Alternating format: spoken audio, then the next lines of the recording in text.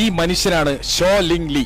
നിങ്ങളെല്ലാവരും പരിചയപ്പെടേണ്ട ഒരാളാണ്. നമ്മുടെ ജീവിതത്തിൽ എത്രയൊക്കെ തോറ്റുപോയി എന്ന് വിചാരിക്കുമ്പോഴും നിങ്ങൾ ഈ മനുഷ്യനെ ഓർത്താൽ മതി.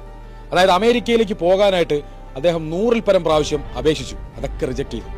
അതും കൈവിടിഞ്ഞിട്ട് അയാൾ കാനഡയിലേക്ക് എമിഗ്രേറ്റ് ചെയ്യാൻ 15ഓളം ആപ്ലിക്കേഷനുകൾ നൽകി. അതും റിജക്ട് ചെയ്തു. എന്നിട്ട് അയാൾ ചൈനീസ് നേവിയിൽ അപ്ലൈ ചെയ്തു. അവിടെയും അയാൾക്ക് കാത്തിരുന്നത് റിജക്ഷൻ ആയിരുന്നു. അത് കഴിഞ്ഞിട്ട് അയാൾ ഒരു സോഫ്റ്റ്വെയർ കമ്പനിയിലേക്ക് അപ്ലൈ ചെയ്തു.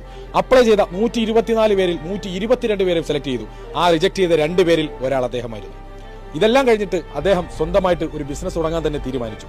തന്റെ ഭാര്യയുടെ സ്വർണവും മറ്റും വിറ്റും പണയം വെച്ചുമൊക്കെ അയാൾ ആമസോൺ പോലെയൊക്കെയുള്ള ഒരു സൈറ്റ് തുടങ്ങി. ഇന്ന് ആ മനുഷ്യൻ എവിടെയാണെന്ന് നിങ്ങൾക്കറിയാമോ? നിങ്ങൾക്ക് ആർക്കെങ്കിലും ഊഹിക്കാൻ പറ്റുമോ മനുഷ്യൻ എവിടെയാണെന്ന്? അതെ, ഇന്ന് ആ മനുഷ്യൻ ഭാര്യയുടെ സ്വർണം പണയം വെച്ച കാശ് കൊണ്ട് തുടങ്ങിയ ബിസിനസ് പൊട്ടി പണ്ടാരടങ്ങി അയാൾ ഇപ്പൊ ജയിലിലാണ്. ഇൻസ്റ്റാഗ്രാം ഒരു റീലിൽ ഞാൻ കണ്ടതാണ്. ഞാനിത് വായിച്ചു കേട്ടത്. ഇത് കേട്ടപ്പോൾ ഈ മോട്ടിവേറ്റ് ചെയ്ത് അങ്ങ് മാനത്ത് കൊണ്ടിട്ട് അവിടെ നിന്ന് ഒരൊറ്റ അടി അടിച്ച് താഴെട്ട അവസ്ഥയിലായി പോയി.